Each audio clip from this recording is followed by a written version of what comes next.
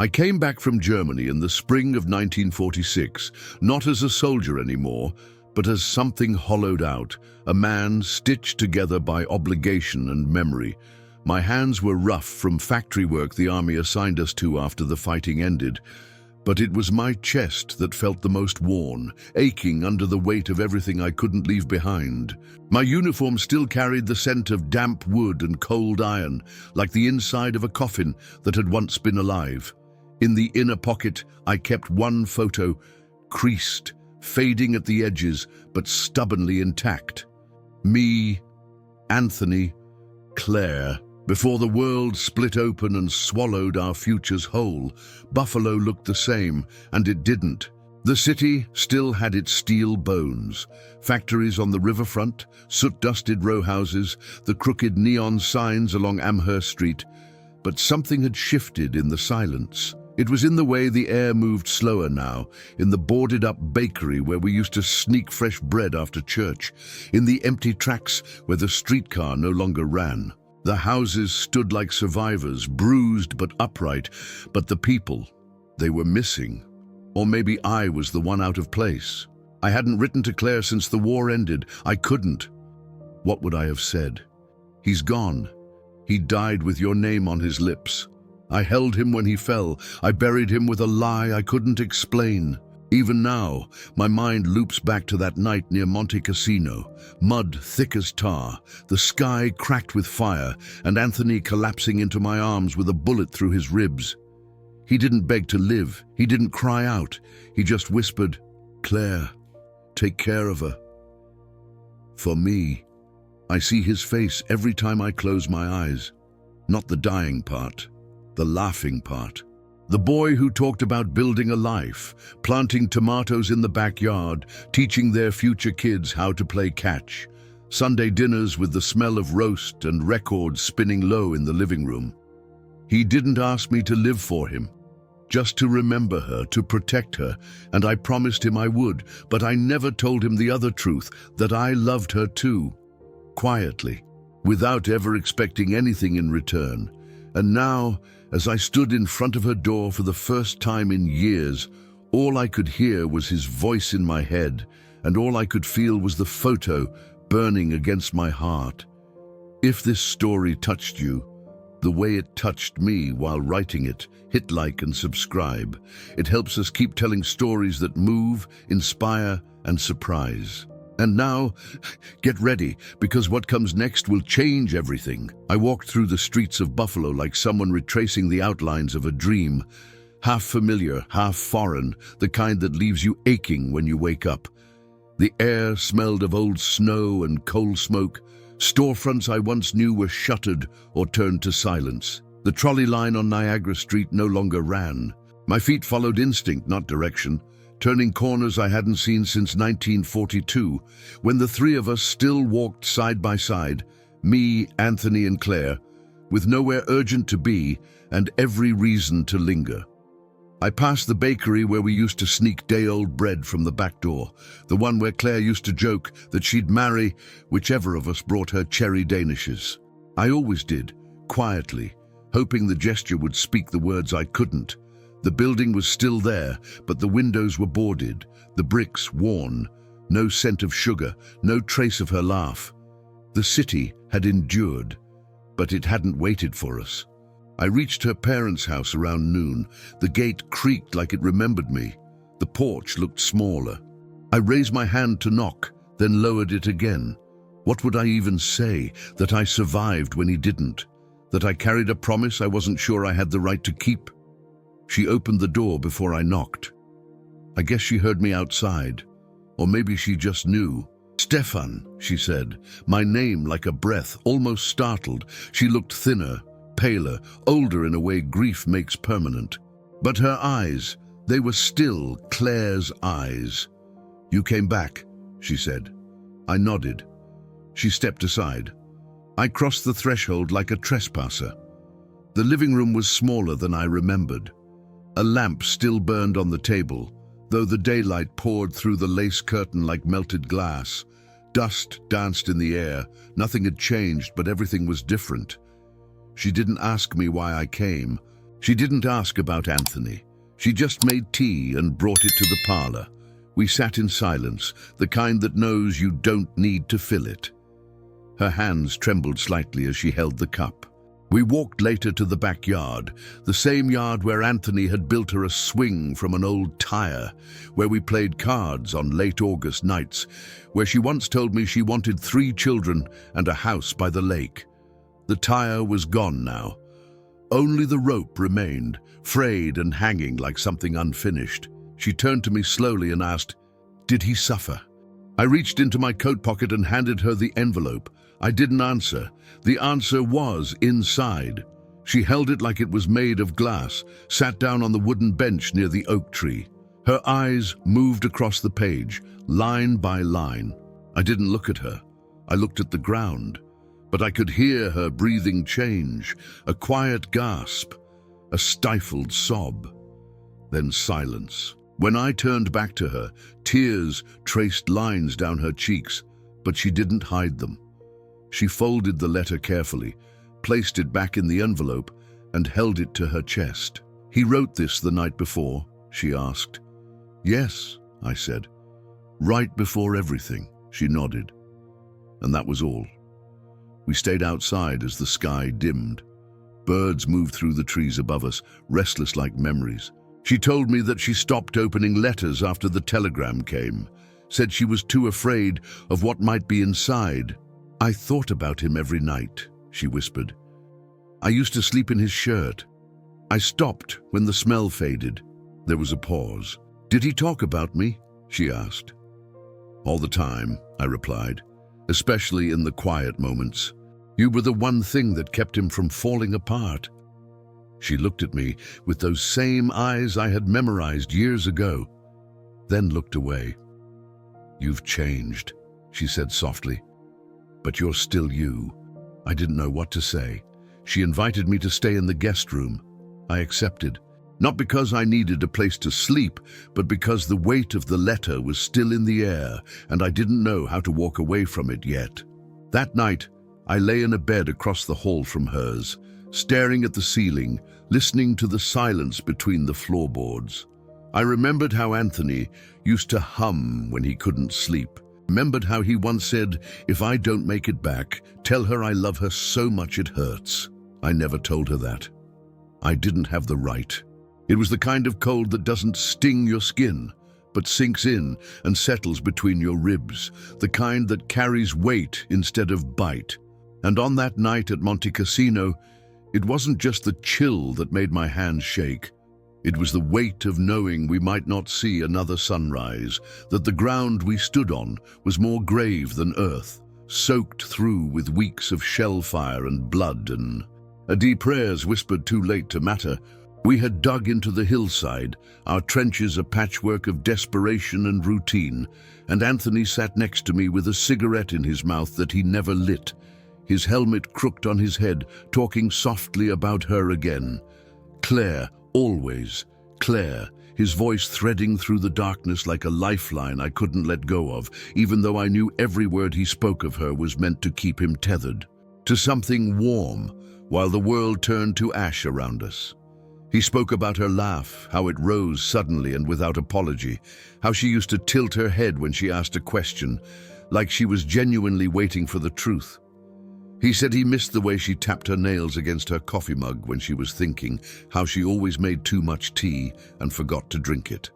I knew these things already, not because he told me, but because I had seen them myself and cherished them silently, letting the ache settle in my chest every time he spoke her name with such devotion that I hated myself for envying it. That night, Anthony wrote a letter. His hands were numb, his pen leaking just enough ink to catch the curve of each sentence. He didn't ask me to read it, but I sat beside him anyway, watching his face twist with memory and longing. I had never seen him cry, but his eyes glistened more than the firelight allowed, and when he finished, he folded the page 3 times, sealed it inside an envelope, and pressed it into my hand like it was more than paper, like it was a piece of himself. "If I don't make it," he said and paused, "give this to her. Tell her she was the only thing that made this damn war feel like it had a point." I didn't answer. I just nodded, because words felt useless in that moment, and because my voice was already cracking under the weight of the promise I knew I couldn't refuse, even though it meant carrying his heart to the woman I secretly loved. When the fire came, it was fast, mortars screaming like broken angels overhead, the earth shuddering beneath us, and then the smoke, thick, choking, blinding. We scattered. I lost sight of him in the chaos. I remember yelling his name. I remember the sound of something wet and final. I found him near a ruined wall, lying face up in the mud, blood blooming across his chest like a slow flower. He was still alive, barely. His breath came in wet gasps, and I dropped to my knees, my hands pressing into his shoulders, begging him to hold on. His eyes locked with mine, clear even in the smoke, and he didn't say much, just her name, Claire. And then, take care of her. For me, those were his last words. I held him until the light left his face, until the sound of gunfire faded into the hiss of rain on bloodied earth. I remember thinking he looked peaceful, not heroic, just done, as if he had given all he had, and now the rest was up to me. The days that followed were a blur of exhaustion and noise. I carried his letter in the inside pocket of my coat like a relic, like something sacred. I didn't open it. I didn't need to. I knew what was inside. I had seen it written across his face every time he spoke about her, but there was another letter. One he had written to me weeks earlier, tucked in the same journal where he drew sketches of their dream house and a little garden where she'd grow basil and he'd build her a bench to paint on. In it, he said, "If anything happens to me, I trust you. I trust you with her, because you love her too, don't you?" I dropped the letter when I read that line. My breath caught. I remember staring at the words for hours, reading them over and over, wondering if he knew all along and never said anything because he didn't want to embarrass me, or maybe because he didn't see me as a threat. I don't know which hurt more. After the war, when I was being processed for return to the States, the officer at the depot asked if I had any personal effects to declare. I thought about that letter, the promise I had made, the silence I had carried. "All I've got," I said, "is a friend's last wish." He waved me through, and I boarded the ship home with a pocket full of words and a chest full of regret. I stayed longer than I planned to. At first, I told myself it was just for a few days, to rest, to recover, to make sure she was all right. But days stretched into weeks, and I found myself settling into the silence between us as if it were a familiar room I'd lived in my whole life. It wasn't comfort, exactly. It was something heavier, more sacred, a quiet we shared without ever speaking of what sat in the space between us, his absence, our memories, and the fact that I had come back when he hadn't. Claire didn't ask me questions, not about the war, not about Anthony, not about the nights I woke up sweating in the room across the hall. She simply let me be. And in return, I helped however I could. Chopping wood, fixing a loose shutter, carrying groceries, small, simple acts that felt like prayers. We were two people carrying the same wound, trying not to look at it too directly. Sometimes I'd catch her staring out the window, her hand resting absently on the back of a chair, like she was waiting for something or someone. Or the times she would cook and forget to eat. Once, I saw her standing in front of the mirror in the hallway, holding one of Anthony's old coats against her chest. She didn't notice me watching. Or maybe she did, and didn't care. There were moments when I wanted to tell her everything, about how I had loved her before I even knew what that word meant. About how I used to memorize the way she tucked her hair behind her ear, just so I could play it back in the dark. But every time I opened my mouth, the weight of Anthony's voice stopped me. Take care of her, not love her, not replace me, just take care. So I kept quiet. I watched her. I stayed near her. And I burned in silence. One afternoon, I was looking for a book in the small room at the back of the house, what had once been her father's study, when I opened a drawer and saw a photograph. It was tucked between pages of an old gardening journal, as if forgotten or hidden. I pulled it out gently. It was a baby, a girl, maybe a year old. She had Anthony's eyes. The air in the room seemed to shift.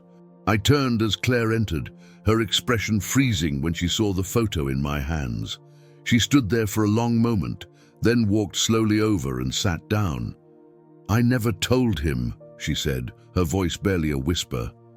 I didn't say anything. I didn't have to. I found out a month after he shipped out. I wrote the letter. I even sealed it, but I never sent it. I kept thinking, what if it made him reckless? What if he came back just because of her? What if he died trying to? She looked at her hands, then at the window. I wanted to protect him, and in the end, I lost him anyway. The silence that followed was not peaceful. It was sharp. It cut through the air between us like glass. "What's her name?" I asked. "Lena," she said. "She's staying with my sister upstate. Only a few people know. I didn't want the neighbors talking. I didn't want her growing up as someone's scandal." I nodded. I didn't trust myself to speak, because in that moment, all I could think was, I was living in a life that belonged to someone else. A home built for another man, a child that should have called him father. And me, what was I? A placeholder? A shadow? A man so twisted by guilt and longing that he couldn't tell the difference between love and debt. That night, I didn't sleep. I sat by the fireplace, staring at the photograph. Lena's eyes stared back at me, wide and innocent. Eyes that would never know her father. Eyes that might one day look at me and wonder why I was always around and never enough. In the morning, Claire made breakfast. We didn't speak of the photo, we didn't speak of the night, but something had shifted, and I felt it. A crack in the silence, but it didn't ease the weight in my chest. It deepened it, because now I knew the truth. And the truth was this: he had left her behind unknowingly, and I had found her, his child, his legacy, his future. And the cruelest part was that I couldn't tell him. I couldn't tell him she was safe or beautiful or had his laugh. All I could do was keep the promise, take care of her, even if it meant burying everything I felt, everything I wanted, even if it meant becoming the ghost in a story that was never mine to finish. It was a grey afternoon, wheels suspended between seasons, when Claire asked if I would go with her to the cemetery. She didn't explain, and I didn't ask why. There were certain things between us now that didn't need to be spoken aloud. Grief, guilt, love, memory, all tangled into something too delicate for words. I only nodded, and we set out just after lunch, walking in silence through the streets that had begun to thaw into spring, though the sky still hung low and colorless, like it couldn't quite remember how to be blue. She wore Anthony's old coat. I recognized it instantly. It swallowed her frame, sleeves bunched at her wrists, the collar rising too high. She hadn't worn it since he left for the war, but she didn't seem fragile in it. She seemed resolute, like the weight of his memory gave her shape. We didn't speak much on the walk. The gravel crunched under our feet, and the wind carried the faint scent of earth waking up beneath the last patches of snow. When we reached the cemetery gates, she paused. I watched her take a breath, square her shoulders, and lead the way toward a modest wooden cross near the edge of the grounds, Anthony's grave. There were no grand monuments, just the cross, a small metal plaque with his name, and a bundle of dry flowers someone, maybe her, had left weeks ago. She knelt. I stood a few feet back, not wanting to intrude, but unsure where else to place myself in a space that belonged so fully to him. After a while, she stood, and without looking at me, said, "You brought something, didn't you?" I reached into my coat and handed her the envelope. This wasn't the letter from Anthony. She had already read that. This was mine, a letter I had written weeks earlier, never intending to give her, but unable to throw away. I had rewritten it 5 times, burned 3 of them, lost 1. This was the last. She didn't open it. She held it quietly between her fingers, then looked up at me. "What's in it?" she asked. Just memories, I said, of him and you and everything in between. She nodded slowly and slipped it into her pocket. We turned to leave, walking back through the cemetery, when she suddenly stopped near the stone wall that lined the old schoolyard. I had forgotten it was there, but of course she hadn't. We had spent countless afternoons leaning against that wall as teenagers, talking, laughing, living lives we didn't yet know could be shattered. "I still remember," she said, "the day you kissed me." I froze. The words caught me off guard. We hadn't spoken of that moment in over 4 years. One summer afternoon, Anthony had been away, visiting family. Claire and I had been walking home from the lake. It had been innocent, too long a glance, a brush of fingers, and then a kiss that neither of us understood, but neither of us forgot. "You never mentioned it," I said. She turned toward me. "Neither did you." We stood in silence, the past between us like smoke. Then she asked, "You loved me, didn't you?" I looked at her, really looked, at the woman who had once been the girl I watched from a distance, at the mother of Anthony's child, at the person who held every chapter of my most silent thoughts, and I answered without hesitation, "Yes, I did. I do." She didn't move, didn't flinch, just let the words fall between us like something that had been waiting for release. And then, gently, she said, "If you had come back sooner." "I didn't," I said. That was the truth. I hadn't come back. I had waited too long, and now all we had were questions without futures. She stepped closer, not close enough to touch, just enough to be sure I would hear her. "You were always kind," she said, "and loyal, maybe too loyal." I smiled bitterly. That's all I had left. We walked the rest of the way in silence. When we reached her house, she paused on the porch. "I'm going to visit Lena next week," she said. "You're welcome to come." I nodded, though I didn't know if I would. She looked at me one last time and said, "Thank you for keeping your promise." I watched her go inside, the door closing gently behind her. I stood there for a long moment before turning and walking away, not just from her, but from a version of myself that I could no longer carry. That night, I sat on the bench in front of the fire and read the letter I had given her from memory, line by line, as if she had handed it back. I wrote of Anthony's laughter, of how he carried hope like a lantern in the dark. I wrote of her strength, of the way she filled silence with presence. I wrote of love, not mine, not fully, but love in its truest form, the kind that stays even when it doesn't belong. I left that same afternoon. I didn't pack much, just a satchel with worn straps and a small box tucked inside my coat. It held the photo of the 3 of us, the one I had carried through every mile of war and return. The edges were frayed, the image slightly faded, but the memory burned clear. Anthony's hand on Claire's shoulder, her leaning into him, and me, just slightly to the side, smiling because I knew it was the only way to stay near her. We had been whole once. That photograph was proof. The train back to my father's house in upstate New York felt longer than the journey from Europe.